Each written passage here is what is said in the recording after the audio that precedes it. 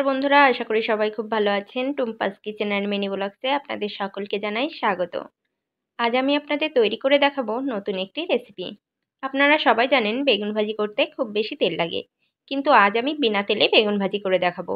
এই রেসিপিটি দেখার পর আপনারা অবাক হয়ে যাবেন যে কিভাবে বিনা তেলে বেগুন ভাজি করতে হয়। চলুন তাহলে দেখে নেওয়া যাক কিভাবে আমি বিনা তেলে মুচমুচে বেগুন ভাজি রেসিপি তৈরি করি। দেখুন বন্ধুরা, কতটা মুচমুচে হয়েছে এবং কত সুন্দর হয়েছে। বেগুন ভাজি করার জন্য আমি একটা মাঝারি সাইজের বেগুন নিয়ে নিয়েছি। আপনারা চাইলে বড় বেগুনও নিতে পারেন।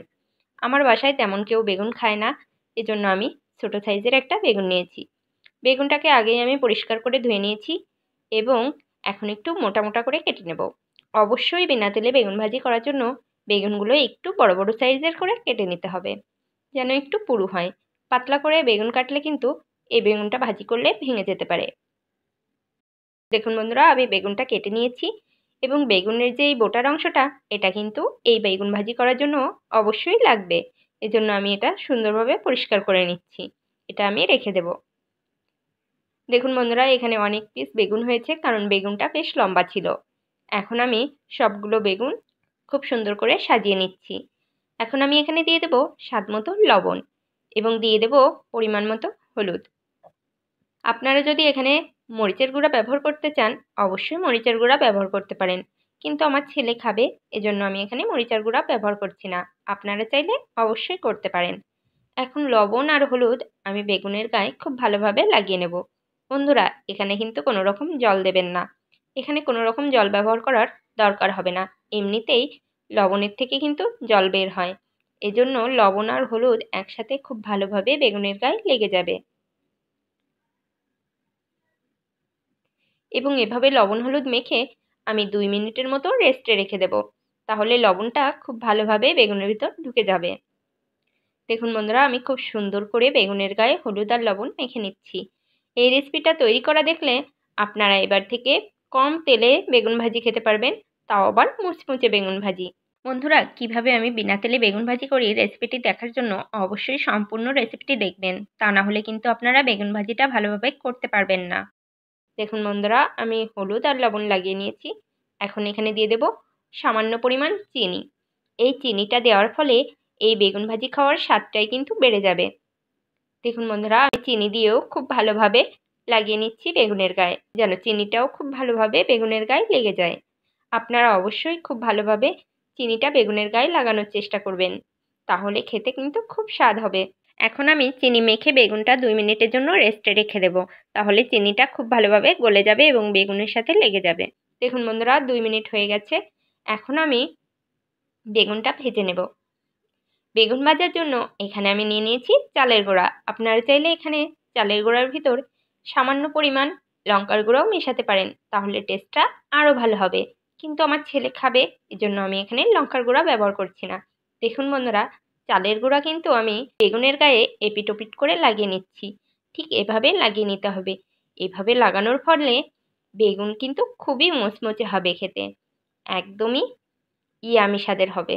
আপনারা অবশ্যই বাসায় একবার এভাবে চালের গুঁড়া লাগিয়ে বেগুন ভাজি করে দেখবেন। তেলটাও কম লাগবে এবং খেতেও খুব ভালো লাগবে, বেশ মুচমুচে হবে। সাধারণত সবাই বেগুন ভাজি করে নরম হয়ে যায়, কিন্তু এভাবে যদি চালের গুঁড়া লাগান তাহলে খুব ভালো লাগবে খেতে।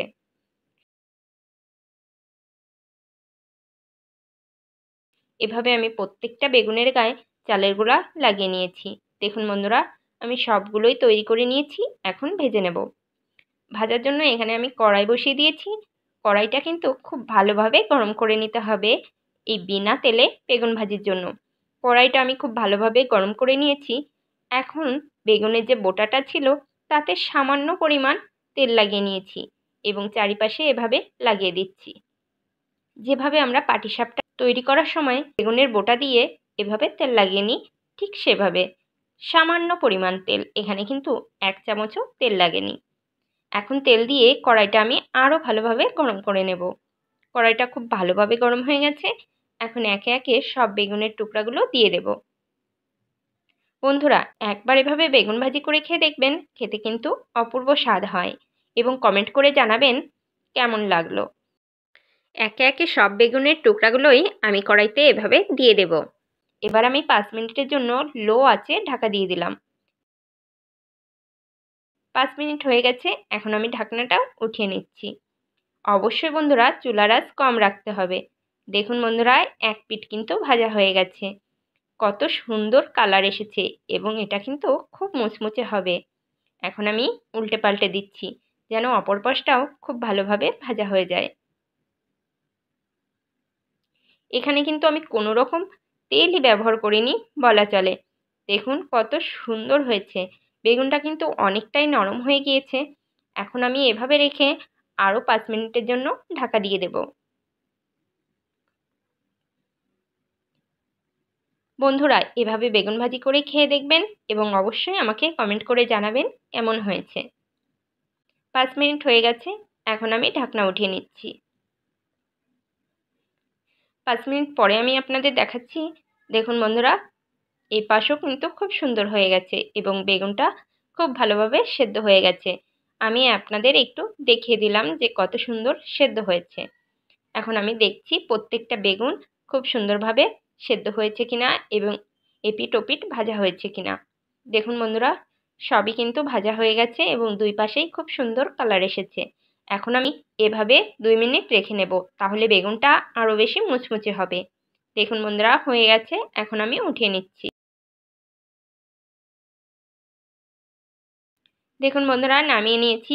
কত সুন্দর হয়েছে। বন্ধুরা রেসিপিটি যদি ভালো লাগে অবশ্যই লাইক কমেন্ট শেয়ার করবেন এবং আমার চ্যানেলটি সাবস্ক্রাইব করে আমার পাশে থাকবেন এবং পাশে থাকা বেল আইকনটি প্রেস করে দেবেন নতুন নতুন ভিডিও পেতে। সম্পূর্ণ ভিডিওটি দেখার জন্য সকলকে জানাই অসংখ্য ধন্যবাদ।